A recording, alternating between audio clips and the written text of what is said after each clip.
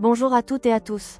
C'est Vivi, et je te souhaite la bienvenue sur les voyages littéraires de notre chaîne La Route Vers. Aujourd'hui, nous partons à la découverte de la seconde version de la nouvelle Orla de Guy de Maupassant, publiée en 1887. Alors, laisse-toi emmener dans ce monde mystérieux. 8 mai. Quelle journée admirable. J'ai passé toute la matinée étendue sur l'herbe, devant ma maison, sous l'énorme platane qui la couvre, l'abrite et l'ombrage tout entière. J'aime ce pays, et j'aime y vivre parce que j'y ai mes racines, ces profondes et délicates racines, qui attachent un homme à la terre où sont nés et morts ses aïeux, qui l'attachent à ce qu'on pense et à ce qu'on mange, aux usages comme aux nourritures, aux locutions locales, aux intonations des paysans, aux odeurs du sol, des villages et de l'air lui-même. J'aime ma maison où j'ai grandi. De mes fenêtres, je vois la Seine qui coule, le long de mon jardin, derrière la route, presque chez moi, la grande et large Seine, qui va de Rouen au Havre, couverte de bateaux qui passent. À gauche, là-bas, Rouen, la vaste ville aux toits bleus, sous le peuple pointu des clochers gothiques. Ils sont innombrables, frêles ou larges, dominés par la flèche de fonte de la cathédrale, et pleins de cloches qui sonnent dans l'air bleu des belles matinées, jetant jusqu'à moi leur doux et lointain bourdonnement de fer, leur chant d'airain que la brise m'apporte, tantôt plus fort et tantôt plus affaibli, suivant qu'elle s'éveille ou s'assoupit. Comme il faisait bon ce matin.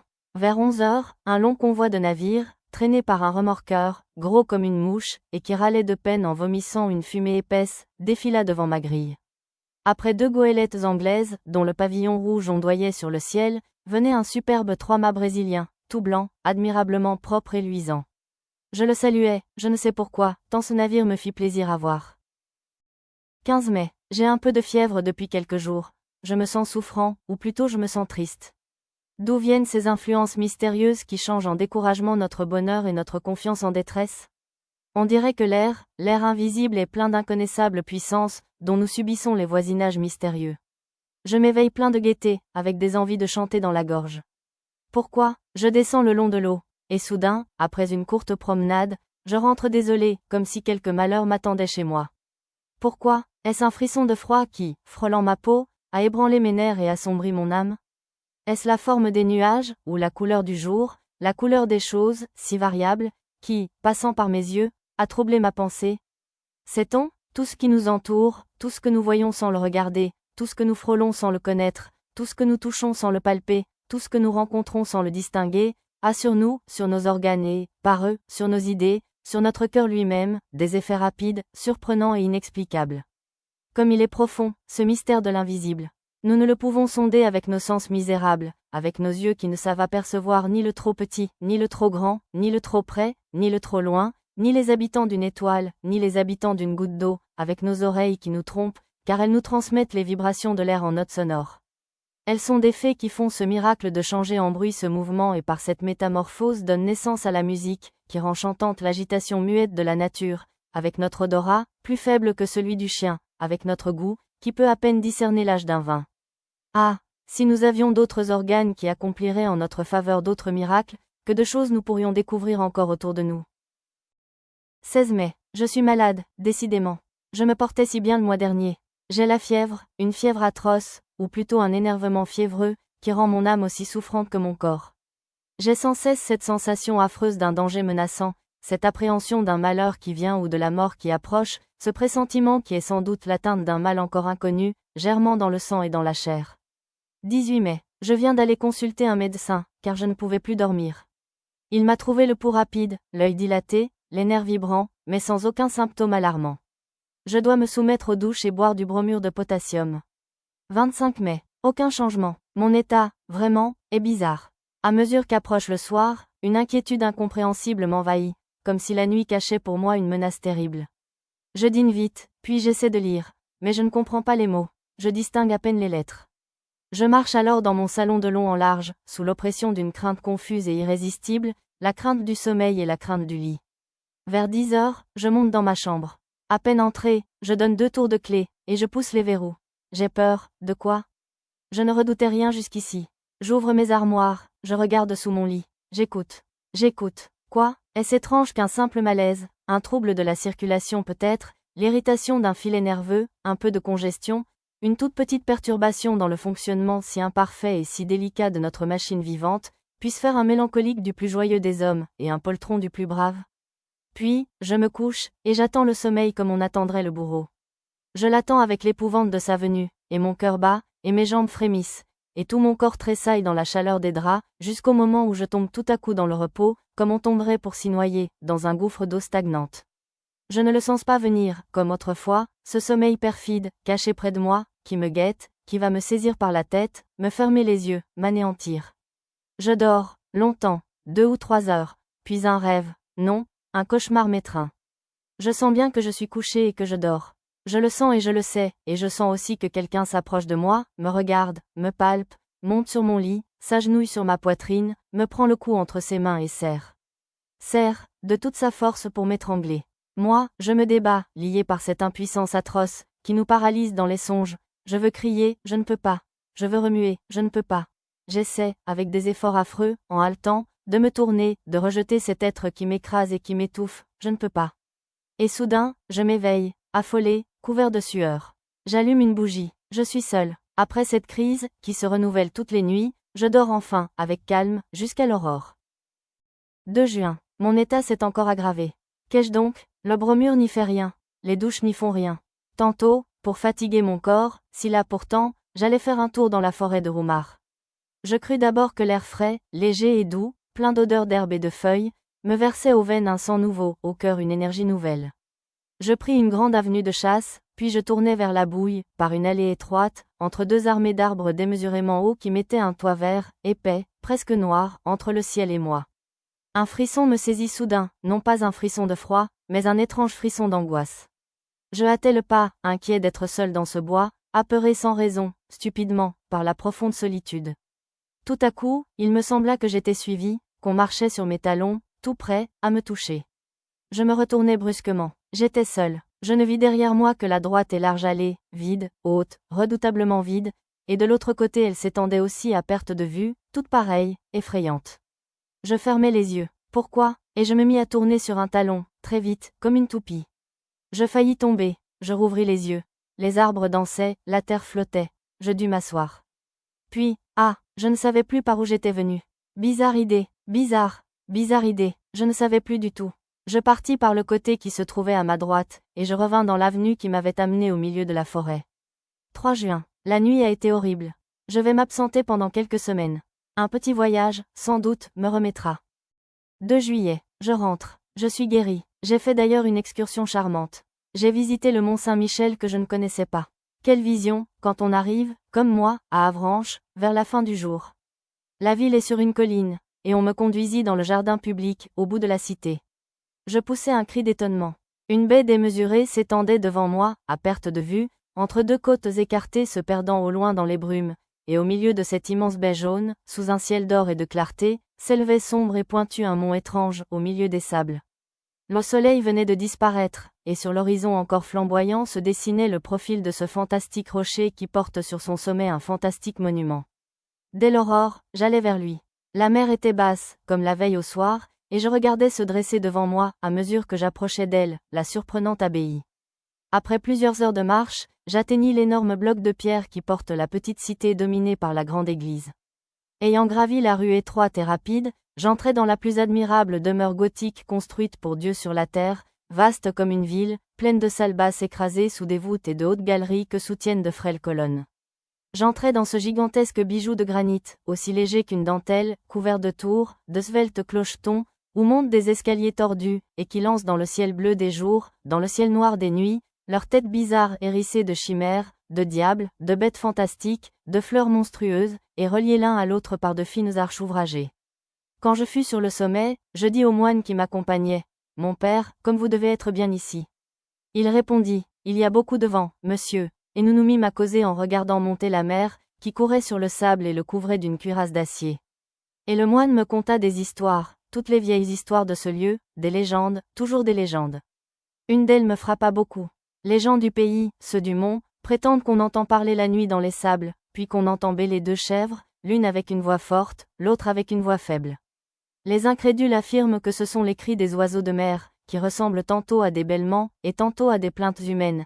Mais les pêcheurs attardés jurent avoir rencontré, rôdant sur les dunes, entre 2 marées, autour de la petite ville jetée ainsi loin du monde, un vieux berger, dont on ne voit jamais la tête couverte de son manteau, et qui conduit, en marchant devant eux, un bouc à figure d'homme et une chèvre à figure de femme, tous deux avec de longs cheveux blancs et parlant sans cesse, se querellant dans une langue inconnue, puis cessant soudain de crier pour bêler de toute leur force. Je dis au moine, y croyez-vous? Il murmura, je ne sais pas. Je repris, s'il existait sur la terre d'autres êtres que nous, comment ne les connaîtrions-nous point depuis longtemps? Comment ne les auriez-vous pas vus, vous? Comment ne les aurais-je pas vus, moi? Il répondit, est-ce que nous voyons la 100 000e partie de ce qui existe? Tenez, voici le vent, qui est la plus grande force de la nature, qui renverse les hommes, abat les édifices, déracine les arbres, soulève la mer en montagne d'eau, détruit les falaises, et jette au brisant les grands navires, le vent qui tue, qui siffle, qui gémit, qui mugit, l'avez-vous vu, et pouvez-vous le voir? Il existe, pourtant. Je me tue devant ce simple raisonnement. Cet homme était un sage ou peut-être un sot. Je ne l'aurais pu affirmer au juste, mais je me tue. Ce qu'il disait là, je l'avais pensé souvent. 3 juillet. J'ai mal dormi. Certes, il y a ici une influence fiévreuse, car mon cocher souffre du même mal que moi.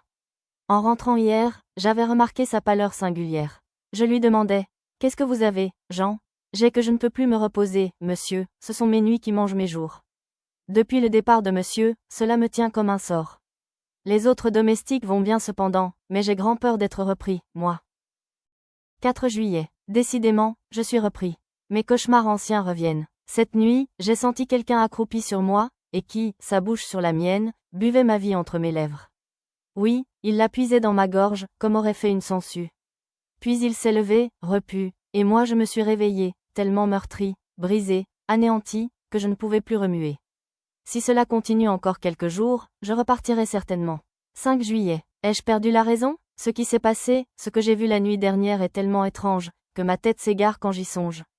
Comme je le fais maintenant chaque soir, j'avais fermé ma porte à clé, puis, ayant soif, je bus un demi-verre d'eau, et je remarquai par hasard que ma carafe était pleine jusqu'au bouchon de cristal. Je me couchai ensuite et je tombai dans un de mes sommeils épouvantables, dont je fus tiré au bout de 2 heures environ par une secousse plus affreuse encore. Figurez-vous un homme qui dort, qu'on assassine, et qui se réveille, avec un couteau dans le poumon, et qui râle, couvert de sang, et qui ne peut plus respirer, et qui va mourir, et qui ne comprend pas, voilà. Ayant enfin reconquis ma raison, j'eus soif de nouveau. J'allumai une bougie et j'allai vers la table où était posée ma carafe.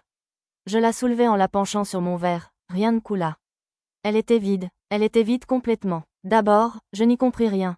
Puis, tout à coup, je ressentis une émotion si terrible, que je dus m'asseoir, ou plutôt, que je tombai sur une chaise. Puis, je me redressai d'un saut pour regarder autour de moi. Puis je me rassis, éperdu d'étonnement et de peur, devant le cristal transparent. Je le contemplais avec des yeux fixes, cherchant à deviner. Mes mains tremblaient. On avait donc bu cette eau? Qui? Moi, sans doute? Ce ne pouvait être que moi? Alors, j'étais somnambule, je vivais, sans le savoir, de cette double vie mystérieuse qui fait douter s'il y a 2 êtres en nous, ou si un être étranger, inconnaissable et invisible, anime, par moments, quand notre âme est engourdie, notre corps captif qui obéit à cet autre, comme à nous-mêmes, plus qu'à nous-mêmes. Ah! Qui comprendra mon angoisse abominable? Qui comprendra l'émotion d'un homme, sain d'esprit, bien éveillé, plein de raison et qui regarde épouvanté, à travers le verre d'une carafe, un peu d'eau disparue pendant qu'il a dormi. Et je restai là jusqu'au jour, sans oser regagner mon lit. 6 juillet. Je deviens fou. On a encore bu toute ma carafe cette nuit, ou plutôt, je l'ai bu. Mais, est-ce moi? Est-ce moi? Qui serait-ce? Qui? Oh, mon Dieu, je deviens fou. Qui me sauvera? 10 juillet. Je viens de faire des épreuves surprenantes. Décidément, je suis fou. Et pourtant, le 6 juillet, avant de me coucher, j'ai placé sur ma table du vin, du lait, de l'eau, du pain et des fraises. On a bu, j'ai bu, toute l'eau, et un peu de lait. On n'a touché ni au vin, ni au pain, ni aux fraises. Le 7 juillet, j'ai renouvelé la même épreuve, qui a donné le même résultat. Le 8 juillet, j'ai supprimé l'eau et le lait. On n'a touché à rien. Le 9 juillet enfin, j'ai remis sur ma table l'eau et le lait seulement, en ayant soin d'envelopper les carafes en des linges de mousseline blanche et de ficeler les bouchons. Puis, j'ai frotté mes lèvres, ma barbe, mes mains avec de la mine de plomb, et je me suis couché. L'invincible sommeil m'a saisi, suivi bientôt de l'atroce réveil. Je n'avais point remué. Mes draps eux-mêmes ne portaient pas de taches. Je m'élançai vers ma table. Les linges enfermant les bouteilles étaient demeurés immaculés. Je déliai les cordons, en palpitant de crainte. On avait bu toute l'eau. On avait bu tout le lait. Ah, mon Dieu, je vais partir tout à l'heure pour Paris. 12 juillet. Paris. J'avais donc perdu la tête les jours derniers. J'ai dû être le jouet de mon imagination énervée, à moins que je ne sois vraiment somnambule, ou que j'ai subi une de ces influences constatées, mais inexplicables jusqu'ici, qu'on appelle suggestion. En tout cas, mon affolement touchait à la démence, et 24 heures de Paris ont suffi pour me remettre d'aplomb. Hier, après des courses et des visites, qui m'ont fait passer dans l'âme de l'air nouveau et vivifiant, j'ai fini ma soirée au Théâtre Français. On y jouait une pièce d'Alexandre Dumas fils, et cet esprit alerte et puissant a achevé de me guérir. Certes, la solitude est dangereuse pour les intelligences qui travaillent. Il nous faut, autour de nous, des hommes qui pensent et qui parlent. Quand nous sommes seuls longtemps, nous peuplons le vide de fantômes. Je suis rentré à l'hôtel très gai, par les boulevards. Au coudoiement de la foule, je songeais, non sans ironie, à mes terreurs, à mes suppositions de l'autre semaine, car j'ai cru, oui, j'ai cru qu'un être invisible habitait sous mon toit. Comme notre tête est faible et s'effare, et s'égare vite, dès qu'un petit fait incompréhensible nous frappe. Au lieu de conclure par ces simples mots, je ne comprends pas parce que la cause m'échappe, nous imaginons aussitôt des mystères effrayants et des puissances surnaturelles. 14 juillet, fête de la République. Je me suis promené par les rues. Les pétards et les drapeaux m'amusaient comme un enfant. C'est pourtant fort bête d'être joyeux, à date fixe, par décret du gouvernement. Le peuple est un troupeau imbécile, tantôt stupidement patient et tantôt férocement révolté. On lui dit, amuse-toi, il s'amuse. On lui dit, va te battre avec le voisin, il va se battre. On lui dit, vote pour l'empereur, il vote pour l'empereur. Puis, on lui dit, vote pour la République, et il vote pour la République. Ceux qui le dirigent sont aussi sots, mais au lieu d'obéir à des hommes, ils obéissent à des principes, lesquels ne peuvent être que niais, stériles et faux, par cela même qu'ils sont des principes, c'est-à-dire des idées réputées certaines et immuables, en ce monde où l'on n'est sûr de rien, puisque la lumière est une illusion, puisque le bruit est une illusion. 16 juillet. J'ai vu hier des choses qui m'ont beaucoup troublé. Je dînais chez ma cousine, Madame Sablé, dont le mari commande le 76e chasseur à Limoges. Je me trouvais chez elle avec 2 jeunes femmes, dont l'une a épousé un médecin, le docteur Parent, qui s'occupe beaucoup des maladies nerveuses et des manifestations extraordinaires auxquelles donnent lieu en ce moment les expériences sur l'hypnotisme et la suggestion. Il nous raconta longtemps les résultats prodigieux obtenus par des savants anglais et par les médecins de l'école de Nancy. Les faits qu'il avança me parurent tellement bizarres, que je me déclarai tout à fait incrédule. Nous sommes, affirmait-il, sur le point de découvrir un des plus importants secrets de la nature, je veux dire, un de ses plus importants secrets sur cette terre, car elle en a certes d'autrement importants, là-bas, dans les étoiles. Depuis que l'homme pense, depuis qu'il sait dire et écrire sa pensée, il se sent frôlé par un mystère impénétrable pour ses sens grossiers et imparfaits, et il tâche de suppléer, par l'effort de son intelligence, à l'impuissance de ses organes. Quand cette intelligence demeurait encore à l'état rudimentaire, cette hantise des phénomènes invisibles a pris des formes banalement effrayantes. De là sont nées les croyances populaires au surnaturel, les légendes des esprits rôdeurs, des fées, des gnomes, des revenants, je dirais même la légende de Dieu, car nos conceptions de l'ouvrier créateur, de quelque religion qu'elles nous viennent, sont bien les inventions les plus médiocres, les plus stupides, les plus inacceptables sorties du cerveau apeuré des créatures. Rien de plus vrai que cette parole de Voltaire, Dieu a fait l'homme à son image, mais l'homme le lui a bien rendu. Mais, depuis un peu plus d'un siècle, on semble pressentir quelque chose de nouveau. Mesmer et quelques autres nous ont mis sur une voie inattendue, et nous sommes arrivés vraiment, depuis 4 ou 5 ans surtout, à des résultats surprenants. Ma cousine, très incrédule aussi, souriait. Le docteur Parent lui dit, « Voulez-vous que j'essaie de vous endormir, madame ?»« Oui, je veux bien. » Elle s'assit dans un fauteuil et il commença à la regarder fixement en la fascinant. Moi, je me sentis soudain un peu troublé, le cœur battant, la gorge serrée. Je voyais les yeux de Madame Sablé s'alourdir, sa bouche se crisper, sa poitrine halter. Au bout de 10 minutes, elle dormait. « Mettez-vous derrière elle, dit le médecin. Et je m'assis derrière elle. Il lui plaça entre les mains une carte de visite en lui disant « Ceci est un miroir. Que voyez-vous dedans ?» Elle répondit « Je vois mon cousin. » Que fait-il ? Il se tord la moustache. Et maintenant, il tire de sa poche une photographie. Quelle est cette photographie ? La sienne. C'était vrai. Et cette photographie venait de m'être livrée, le soir même, à l'hôtel.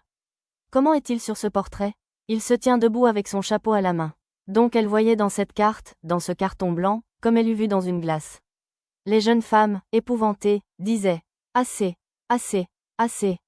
Mais le docteur ordonna « Vous vous lèverez demain à 8 heures, puis vous irez trouver à son hôtel votre cousin, et vous le supplierez de vous prêter 5000 francs que votre mari vous demande et qu'il vous réclamera à son prochain voyage. » Puis il la réveilla. En rentrant à l'hôtel, je songeais à cette curieuse séance et des doutes m'assaillirent, non point sur l'absolu, sur l'insoupçonnable bonne foi de ma cousine, que je connaissais comme une sœur, depuis l'enfance, mais sur une supercherie possible du docteur. Ne dissimulait-il pas dans sa main une glace qu'il montrait à la jeune femme endormie, en même temps que sa carte de visite? Les prestidigitateurs de profession font des choses autrement singulières. Je rentrais donc et je me couchais. Or, ce matin, vers 8h30, je fus réveillé par mon valet de chambre, qui me dit « C'est Madame Sablé qui demande à parler à monsieur tout de suite. » Je m'habillai à la hâte et je la reçus. Elle s'assit fort troublée, les yeux baissés, et, sans lever son voile, elle me dit « Mon cher cousin, j'ai un gros service à vous demander. » Lequel, ma cousine? Cela me gêne beaucoup de vous le dire, et pourtant, il le faut. J'ai besoin, absolument besoin, de 5000 francs. Allons donc, vous? Oui, moi, ou plutôt mon mari, qui me charge de les trouver. J'étais tellement stupéfait, que je balbutiais mes réponses. Je me demandais si vraiment elle ne s'était pas moquée de moi avec le docteur Parent, si ce n'était pas là une simple farce préparée d'avance et fort bien jouée. Mais, en la regardant avec attention, tous mes doutes se dissipèrent. Elle tremblait d'angoisse, tant cette démarche lui était douloureuse, et je compris qu'elle avait la gorge pleine de sanglots. Je la savais fort riche et je repris. Comment? Votre mari n'a pas 5000 francs à sa disposition. Voyons, réfléchissez. Êtes-vous sûr qu'il vous a chargé de me les demander? Elle hésita quelques secondes comme si elle eût fait un grand effort pour chercher dans son souvenir, puis elle répondit, oui, oui. J'en suis sûre. Il vous a écrit? Elle hésita encore, réfléchissant. Je devinais le travail torturant de sa pensée. Elle ne savait pas. Elle savait seulement qu'elle devait m'emprunter 5000 francs pour son mari. Donc elle osa mentir. Oui, il m'a écrit. Quand donc? Vous ne m'avez parlé de rien, hier. J'ai reçu sa lettre ce matin. Pouvez-vous me la montrer? Non, non, non, elle contenait des choses intimes. Trop personnelles. Je l'ai brûlée. Alors, c'est que votre mari fait des dettes. Elle hésita encore, puis murmura, je ne sais pas. Je déclarai brusquement, c'est que je ne puis disposer de 5000 francs en ce moment, ma chère cousine. Elle poussa une sorte de cri de souffrance. Oh, oh, je vous en prie, trouvez-les. Elle s'exaltait, joignait les mains comme si elle m'eût prié. J'entendais sa voix changer de ton. Elle pleurait et bégayait, harcelée, dominée par l'ordre irrésistible qu'elle avait reçu. Oh, oh, je vous en supplie, si vous saviez comme je souffre. Il me les faut aujourd'hui. J'eus pitié d'elle. Vous les aurez tantôt, je vous le jure. Elle s'écria. Oh, merci. Merci, que vous êtes bon. Je repris. Vous rappelez-vous ce qui s'est passé hier chez vous? Oui. Vous rappelez-vous que le docteur Parent vous a endormi? Oui. Et, bien, il vous a ordonné de venir m'emprunter ce matin 5000 francs, et vous obéissez en ce moment à cette suggestion. Elle réfléchit quelques secondes et répondit, puisque c'est mon mari qui les demande. Pendant 1 heure, j'essayais de la convaincre, mais je n'y pus parvenir. Quand elle fut partie, je courus chez le docteur. Il allait sortir, et il m'écouta en souriant. Puis il dit, croyez-vous maintenant? Oui, il le faut bien. Allons chez votre parente. Elle sommeillait déjà sur une chaise longue, accablée de fatigue. Le médecin lui prit le pouls, la regarda quelque temps, une main levée vers ses yeux qu'elle ferma peu à peu sous l'effort insoutenable de cette puissance magnétique. Quand elle fut endormie, votre mari n'a plus besoin de 5000 francs. Vous allez donc oublier que vous avez prié votre cousin de vous les prêter, et, s'il vous parle de cela, vous ne comprendrez pas. Puis il la réveilla. Je tirai de ma poche un portefeuille. Voici, ma chère cousine, ce que vous m'avez demandé ce matin. Elle fut tellement surprise que je n'osais pas insister. J'essayais cependant de ranimer sa mémoire, mais elle nia avec force, crut que je me moquais d'elle, et faillit, à la fin, se fâcher. Voilà, je viens de rentrer, et je n'ai pu déjeuner, tant cette expérience m'a bouleversée. 19 juillet. Beaucoup de personnes à qui j'ai raconté cette aventure se sont moquées de moi.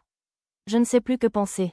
Le sage dit, peut-être? 21 juillet. J'ai été dîner à Bougival, puis j'ai passé la soirée au bal des canotiers. Décidément, tout dépend des lieux et des milieux. Croire au surnaturel dans l'île de la Grenouillère serait le comble de la folie. Mais au sommet du mont Saint-Michel? Mais dans les Indes, nous subissons effroyablement l'influence de ce qui nous entoure. Je rentrerai chez moi la semaine prochaine. 30 juillet. Je suis revenu dans ma maison depuis hier. Tout va bien. 2 août. Rien de nouveau. Il fait un temps superbe. Je passe mes journées à regarder couler la Seine. 4 août. Querelle parmi mes domestiques. Ils prétendent qu'on casse les verres, la nuit, dans les armoires. Le valet de chambre accuse la cuisinière, qui accuse la lingère, qui accuse les 2 autres. Quel est le coupable? Bien fin qui le dirait. 6 août. Cette fois, je ne suis pas fou. J'ai vu, je ne puis plus douter. J'ai encore froid jusque dans les ongles. J'ai encore peur jusque dans les moelles. J'ai vu, je me promenais à 2 heures, en plein soleil, dans mon parterre de rosiers. Dans l'allée des rosiers d'automne qui commence à fleurir. Comme je m'arrêtais à regarder un géant des batailles, qui portait 3 fleurs magnifiques, je vis distinctement, tout près de moi, la tige d'une de ces roses se plier, comme si une main invisible l'eût tordue, puis se casser, comme si cette main l'eût cueillie. Puis la fleur s'éleva, suivant une courbe qu'aurait décrite un bras en la portant vers une bouche, et elle resta suspendue dans l'air transparent, toute seule, immobile, effrayante tache rouge à 3 pas de mes yeux. Éperdue, je me jetai sur elle pour la saisir. Je ne trouvais rien. Elle avait disparu. Alors je fus pris d'une colère furieuse contre moi-même, car il n'est pas permis à un homme raisonnable et sérieux d'avoir de pareilles hallucinations. Mais était-ce bien une hallucination? Je me retournai pour chercher la tige, et je la retrouvai immédiatement sur l'arbuste, fraîchement brisée entre les 2 autres roses demeurées à la branche. Alors, je rentrai chez moi l'âme bouleversée, car je suis certain, maintenant, certain comme de l'alternance des jours et des nuits, qu'il existe près de moi un être invisible, qui se nourrit de lait et d'eau, qui peut toucher aux choses, les prendre et les changer de place, doué par conséquent d'une nature matérielle, bien qu'imperceptible pour nos sens, et qui habite comme moi, sous mon toit. 7 août. J'ai dormi tranquille. Il a bu l'eau de ma carafe, mais n'a point troublé mon sommeil. Je me demande si je suis fou. En me promenant, tantôt au grand soleil, le long de la rivière, des doutes me sont venus sur ma raison, non point des doutes vagues comme j'en avais jusqu'ici, mais des doutes précis, absolus. J'ai vu des fous. J'en ai connu qui restaient intelligents, lucides, clairvoyants même sur toutes les choses de la vie, sauf sur un point. Ils parlaient de tout avec clarté, avec souplesse, avec profondeur, et soudain leurs pensées touchant l'écueil de leur folie, s'y déchiraient en pièces, s'éparpillaient et sombraient dans cet océan effrayant et furieux, plein de vagues bondissantes, de brouillards, de bourrasques, qu'on nomme la démence. Certes, je me croirais fou, absolument fou, si je n'étais conscient, si je ne connaissais parfaitement mon état, si je ne le sondais en l'analysant avec une complète lucidité. Je ne serais donc, en somme, qu'un halluciné raisonnant. Un trouble inconnu se serait produit dans mon cerveau, un de ces troubles qu'essaient de noter et de préciser aujourd'hui les physiologistes, et ce trouble aurait déterminé dans mon esprit, dans l'ordre et la logique de mes idées, une crevasse profonde. Des phénomènes semblables ont lieu dans le rêve qui nous promène à travers les fantasmagories les plus invraisemblables, sans que nous en soyons surpris, parce que l'appareil vérificateur, parce que le sens du contrôle est endormi, tandis que la faculté imaginative veille et travaille. Ne se peut-il pas qu'une des imperceptibles touches du clavier cérébral se trouve paralysée chez moi? Des hommes, à la suite d'accidents, perdent la mémoire des noms propres ou des verbes ou des chiffres, ou seulement des dates. Les localisations de toutes les parcelles de la pensée sont aujourd'hui prouvées. Or, quoi d'étonnant à ce que ma faculté de contrôler l'irréalité de certaines hallucinations se trouve engourdie chez moi en ce moment. Je songeais à tout cela en suivant le bord de l'eau. Le soleil couvrait de clarté la rivière, faisait la terre délicieuse, emplissait mon regard d'amour pour la vie, pour les hirondelles, dont l'agilité est une joie de mes yeux, pour les herbes de la rive dont le frémissement est un bonheur de mes oreilles. Peu à peu, cependant, un malaise inexplicable me pénétrait. Une force, me semblait-il, une force occulte m'engourdissait, m'arrêtait, m'empêchait d'aller plus loin, me rappelait en arrière. J'éprouvais ce besoin douloureux de rentrer qui vous oppresse, quand on a laissé au logis un malade aimé, et que le pressentiment vous saisit d'une aggravation de son mal. Donc, je revins malgré moi, sûr que j'allais trouver, dans ma maison, une mauvaise nouvelle, une lettre ou une dépêche. Il n'y avait rien, et je demeurais plus surpris et plus inquiet que si j'avais eu de nouveau quelques visions fantastiques. 8 août. J'ai passé hier une affreuse soirée. Il ne se manifeste plus, mais je le sens près de moi, m'épiant, me regardant, me pénétrant, me dominant et plus redoutable, en se cachant ainsi, que s'il signalait par des phénomènes surnaturels sa présence invisible et constante. J'ai dormi, pourtant. 9 août. Rien, mais j'ai peur. 10 août. Rien. Qu'arrivera-t-il demain? 11 août. Toujours rien. Je ne puis plus rester chez moi avec cette crainte et cette pensée entrée en mon âme. Je vais partir. 12 août, 10 heures du soir. Tout le jour j'ai voulu m'en aller. Je n'ai pas pu. J'ai voulu accomplir cet acte de liberté si facile, si simple, sortir, monter dans ma voiture pour gagner Rouen. Je n'ai pas pu. Pourquoi? 13 août. Quand on est atteint par certaines maladies, tous les ressorts de l'être physique semblent brisés, toutes les énergies anéanties, tous les muscles relâchés, les os devenus mous comme la chair et la chair liquide comme de l'eau. J'éprouve cela dans mon être moral d'une façon étrange et désolante. Je n'ai plus aucune force, aucun courage, aucune domination sur moi, aucun pouvoir même de mettre en mouvement ma volonté. Je ne peux plus vouloir, mais quelqu'un veut pour moi, et j'obéis. 14 août. Je suis perdu. Quelqu'un possède mon âme et la gouverne. Quelqu'un ordonne tous mes actes, tous mes mouvements, toutes mes pensées. Je ne suis plus rien en moi, rien qu'un spectateur esclave et terrifié de toutes les choses que j'accomplis. Je désire sortir, je ne peux pas, il ne veut pas, et je reste, éperdu, tremblant, dans le fauteuil où il me tient assis. Je désire seulement me lever, me soulever, afin de me croire maître de moi. Je ne peux pas. Je suis rivé à mon siège et mon siège adhère au sol, de telle sorte qu'aucune force ne nous soulèverait. Puis, tout d'un coup, il faut que j'aille au fond de mon jardin cueillir des fraises et les manger. Et j'y vais, je cueille des fraises et je les mange.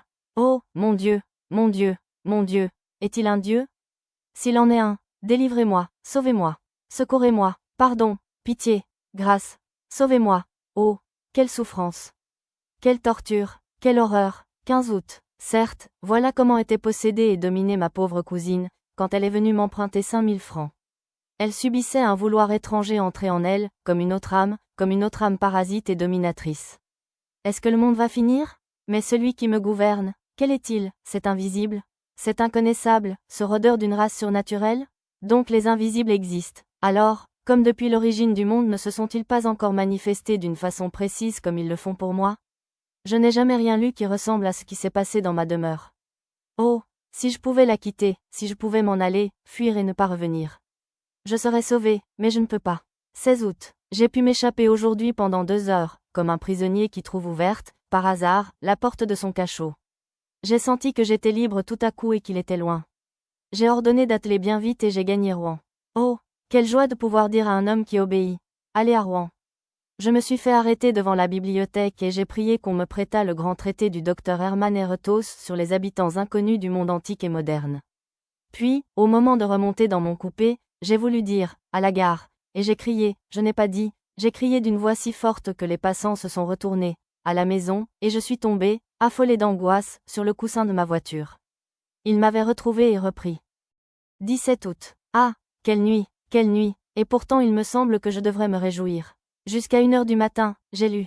Hermann Eretos, docteur en philosophie et en théogonie, a écrit l'histoire et les manifestations de tous les êtres invisibles rôdant autour de l'homme ou rêvés par lui.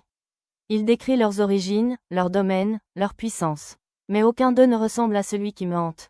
On dirait que l'homme, depuis qu'il pense, a pressenti et redouté un être nouveau, plus fort que lui, son successeur en ce monde, et que, le sentant proche et ne pouvant prévoir la nature de ce maître, il a créé, dans sa terreur, tout le peuple fantastique des êtres occultes, fantômes vagues nés de la peur. Donc, ayant lu jusqu'à 1 heure du matin, j'ai été m'asseoir ensuite auprès de ma fenêtre ouverte pour rafraîchir mon front et ma pensée au vent calme de l'obscurité. Il faisait bon, il faisait tiède. Comme j'aurais aimé cette nuit-là autrefois. Pas de lune. Les étoiles avaient au fond du ciel noir des scintillements frémissants. Qui habite ces mondes? Quelles formes, quels vivants, quels animaux, quelles plantes sont là-bas? Ceux qui pensent dans ces univers lointains, que savent-ils plus que nous? Que peuvent-ils plus que nous? Que voient-ils que nous ne connaissons point? Un d'eux, un jour ou l'autre, traversant l'espace, n'apparaîtra-t-il pas sur notre terre pour la conquérir, comme les Normands jadis traversaient la mer pour asservir des peuples plus faibles? Nous sommes si infirmes, si désarmés, si ignorants, si petits, nous autres, sur ce grain de boue qui tourne délayé dans une goutte d'eau. Je m'assoupis en rêvant ainsi au vent frais du soir. Or, ayant dormi environ 40 minutes, je rouvris les yeux sans faire un mouvement, réveillé par je ne sais quelle émotion confuse et bizarre. Je ne vis rien d'abord, puis, tout à coup, il me sembla qu'une page du livre resté ouvert sur ma table venait de tourner toute seule. Aucun souffle d'air n'était entré par ma fenêtre. Je fus surpris et j'attendis. Au bout de 4 minutes environ, je vis de mes yeux une autre page se soulever et se rabattre sur la précédente, comme si un doigt l'eût feuilleté. Mon fauteuil était vide, semblait vide, mais je compris qu'il était là, lui, assis à ma place, et qu'il lisait. D'un bond furieux, d'un bond de bête révoltée, qui va éventrer son dompteur, je traversai ma chambre pour le saisir, pour l'étreindre, pour le tuer. Mais mon siège, avant que je l'eusse atteint, se renversa comme si on eût fui devant moi. Ma table oscilla, ma lampe tomba et s'éteignit, et ma fenêtre se ferma comme si un malfaiteur surpris se fût élancé dans la nuit, en prenant à pleine main les battants. Donc, il s'était sauvé. Il avait eu peur de moi, lui.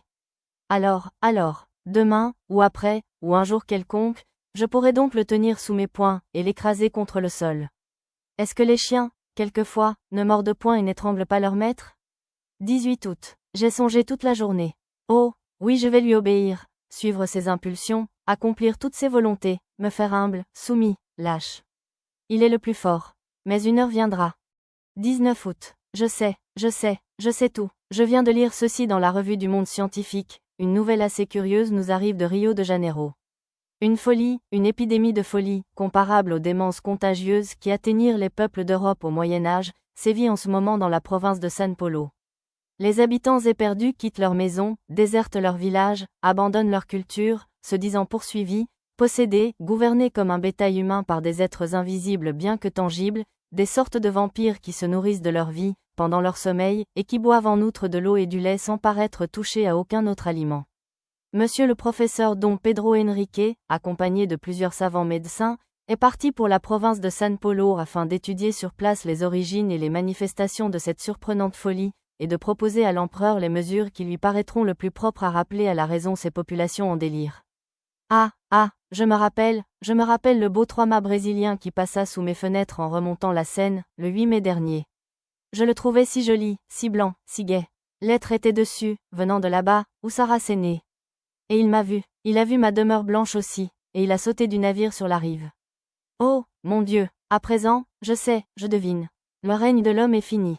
Il est venu, celui que redoutaient les premières terreurs des peuples naïfs, celui qu'exorcisaient les prêtres inquiets, que les sorciers évoquaient par les nuits sombres, sans le voir apparaître encore, à qui les pressentiments des maîtres passagers du monde prêtèrent toutes les formes monstrueuses ou gracieuses des gnomes, des esprits, des génies, des fées, des farfadets. Après les grossières conceptions de l'épouvante primitive, des hommes plus perspicaces l'ont pressenti plus clairement. Mesmer l'avait deviné, et les médecins, depuis 10 ans déjà, ont découvert, d'une façon précise, la nature de sa puissance avant qu'il l'eût exercée lui-même. Ils ont joué avec cette arme du Seigneur nouveau, la domination d'un mystérieux vouloir sur l'âme humaine devenue esclave. Ils ont appelé cela magnétisme, hypnotisme, suggestion. Que sais-je, je les ai vus s'amuser comme des enfants imprudents avec cette horrible puissance.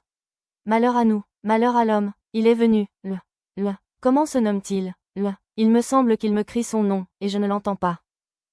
Oui, il le crie, j'écoute, je ne peux pas.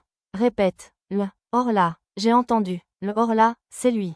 Le Horla, il est venu. Ah, le vautour a mangé la colombe, le loup a mangé le mouton, le lion a dévoré le buffle aux cornes aiguës, l'homme a tué le lion avec la flèche, avec le glaive, avec la poudre, mais le Horla va faire de l'homme ce que nous avons fait du cheval et du bœuf, sa chose, son serviteur et sa nourriture, par la seule puissance de sa volonté. Malheur à nous. Pourtant, l'animal, quelquefois, se révolte et tue celui qui l'a dompté. Moi aussi je pourrais, mais il faut le connaître, le toucher, le voir. Les savants disent que l'œil de la bête, différent d'une autre, ne distingue point comme le nôtre. Et mon œil à moi ne peut distinguer le nouveau venu qui m'opprime. Pourquoi? Oh, je me rappelle à présent les paroles du moine du Mont Saint-Michel. Est-ce que nous voyons la 100 000e partie de ce qui existe? Tenez, voici le vent qui est la plus grande force de la nature, qui renverse les hommes, abat les édifices, déracine les arbres, soulève la mer en montagne d'eau, détruit les falaises et jette aux brisants les grands navires, le vent qui tue, qui siffle, qui gémit, qui mugit, l'avez-vous vu et pouvez-vous le voir, il existe pourtant. Et je songeais encore, mon œil est si faible, si imparfait, qu'il ne distingue même point les corps durs, s'ils sont transparents comme le verre. Qu'une glace sans teint barre mon chemin, il me jette dessus comme l'oiseau entré dans une chambre se casse la tête aux vitres. 1000 choses en outre le trompent et l'égare? Quoi d'étonnant, alors, à ce qu'il ne sache point apercevoir un corps nouveau que la lumière traverse. Un être nouveau, pourquoi pas? Il devait venir assurément. Pourquoi serions-nous les derniers? Nous ne le distinguons point, ainsi que tous les autres créés avant nous. C'est que sa nature est plus parfaite, son corps plus fin et plus fini que le nôtre si faible, si maladroitement conçu, encombré d'organes toujours fatigués, toujours forcés comme des ressorts trop complexes, que le nôtre, qui vit comme une plante et comme une bête, en se nourrissant péniblement d'air, d'herbe et de viande, machine animale en proie aux maladies, aux déformations, aux putréfactions, poussive, mal réglée, naïve et bizarre, ingénieusement mal faite, œuvre grossière et délicate, ébauche d'êtres qui pourraient devenir intelligents et superbes. Nous sommes quelques-uns, si peu sur ce monde, depuis l'huître jusqu'à l'homme. Pourquoi pas un de plus, une fois accomplie la période qui sépare les apparitions successives de toutes les espèces diverses? Pourquoi pas un de plus? Pourquoi pas aussi d'autres arbres aux fleurs immenses, éclatantes et parfumant des régions entières? Pourquoi pas d'autres éléments que le feu, l'air, la terre et l'eau? Ils sont 4, rien que 4, ces pères nourriciers des êtres. Quelle pitié, pourquoi ne sont-ils pas 40, 400, 4000? Comme tout est pauvre, mesquin, misérable. Avarement donné, sèchement inventé, lourdement fait. Ah, l'éléphant, l'hippopotame, que de grâce. Le chameau, que d'élégance. Mais direz-vous, le papillon. Une fleur qui vole, j'en rêverais un qui serait grand comme 100 univers, avec des ailes dont je ne puis même exprimer la forme, la beauté, la couleur et le mouvement. Mais je le vois, il va d'étoile en étoile, les rafraîchissant et les embaumant au souffle harmonieux et léger de sa course. Et les peuples de là-haut le regardent passer, extasiés et ravis. Qu'ai-je donc? C'est lui, le Horla, qui me hante, qui me fait penser ses folies. Il est en moi, il devient mon âme, je le tuerai. 19 août. Je le tuerai, je l'ai vu, je me suis assis hier soir, à ma table, et je fis semblant d'écrire avec une grande attention. Je savais bien qu'il viendrait rôder autour de moi, tout près, si près que je pourrais peut-être le toucher, le saisir. Et alors, j'aurais la force des désespérés. J'aurais mes mains, mes genoux, ma poitrine, mon front, mes dents pour l'étrangler, l'écraser, le mordre, le déchirer. Et je le guettais avec tous mes organes surexcités. J'avais allumé mes 2 lampes et les 8 bougies de ma cheminée, comme si j'eusse pu, dans cette clarté, le découvrir. En face de moi, mon lit, un vieux lit de chêne à colonnes. À droite, ma cheminée. À gauche, ma porte fermée avec soin, après l'avoir laissée longtemps ouverte, afin de la tirer. Derrière moi, une très haute armoire à glace, qui me servait chaque jour pour me raser, pour m'habiller, et où j'avais coutume de me regarder, de la tête aux pieds, chaque fois que je passais devant. Donc, je faisais semblant d'écrire, pour le tromper, car il m'épiait lui aussi. Et soudain, je fus certain qu'il lisait par-dessus mon épaule, qu'il était là, frôlant mon oreille. Je me dressai, les mains tendues, en me tournant si vite que je faillis tomber. Eh bien, on y voyait comme en plein jour, et je ne me vis pas dans ma glace. Elle était vide, claire, profonde, pleine de lumière. Mon image n'était pas dedans, et j'étais en face, moi. Je voyais le grand verre limpide du haut en bas. Et je regardais cela avec des yeux affolés, et je n'osais plus avancer, je n'osais plus faire un mouvement, sentant bien pourtant qu'il était là, mais qu'il m'échapperait encore, lui dont le corps imperceptible avait dévoré mon reflet. Comme j'eus peur, puis voilà que tout à coup je commençais à m'apercevoir dans une brume, au fond du miroir, dans une brume comme à travers une nappe d'eau, et il me semblait que cette eau glissait de gauche à droite, lentement, rendant plus précise mon image, de seconde en seconde. C'était comme la fin d'une éclipse. Ce qui me cachait ne paraissait point posséder de contours nettement arrêtés, mais une sorte de transparence opaque, s'éclaircissant peu à peu. Je pus enfin me distinguer complètement, ainsi que je le fais chaque jour en me regardant. Je l'avais vu, l'épouvante m'en est restée, qui me fait encore frissonner. 20 août. Le tuer, comment, puisque je ne peux l'atteindre? Le poison? Mais il me verrait le mêler à l'eau. Et nos poisons, d'ailleurs, auraient-ils un effet sur son corps imperceptible? Non, sans aucun doute. Alors, 21 août. J'ai fait venir un serrurier de Rouen et lui ai commandé pour ma chambre des persiennes de fer, comme en ont, à Paris, certains hôtels particuliers, au rez-de-chaussée, par crainte des voleurs. Il me fera, en outre, une porte pareille. Je me suis donné pour un poltron, mais je m'en moque. 10 septembre. Rouen, hôtel Continental. C'est fait, mais est-il mort? J'ai l'âme bouleversée de ce que j'ai vu. Hier donc, le serrurier ayant posé ma persienne et ma porte de fer, j'ai laissé tout ouvert jusqu'à minuit, bien qu'il commençât à faire froid. Tout à coup, j'ai senti qu'il était là, et une joie folle m'a saisi. Je me suis levé lentement, et j'ai marché à droite, à gauche, longtemps pour qu'il ne devinât rien. Puis j'ai ôté mes bottines et mis mes savates avec négligence. Puis j'ai fermé ma persienne de fer, et revenant à pas tranquille vers la porte, j'ai fermé la porte aussi à double tour. Retournant alors vers la fenêtre, je la fixai par un cadenas, dont je mis la clé dans ma poche. Tout à coup, je compris qu'il s'agitait autour de moi, qu'il avait peur à son tour, qu'il m'ordonnait de lui ouvrir. Je faillis céder, je ne cédai pas, mais m'adossant à la porte, je l'entrebâillai, tout juste assez pour passer, moi, à reculons. Et comme je suis très grand, ma tête touchait au linteau.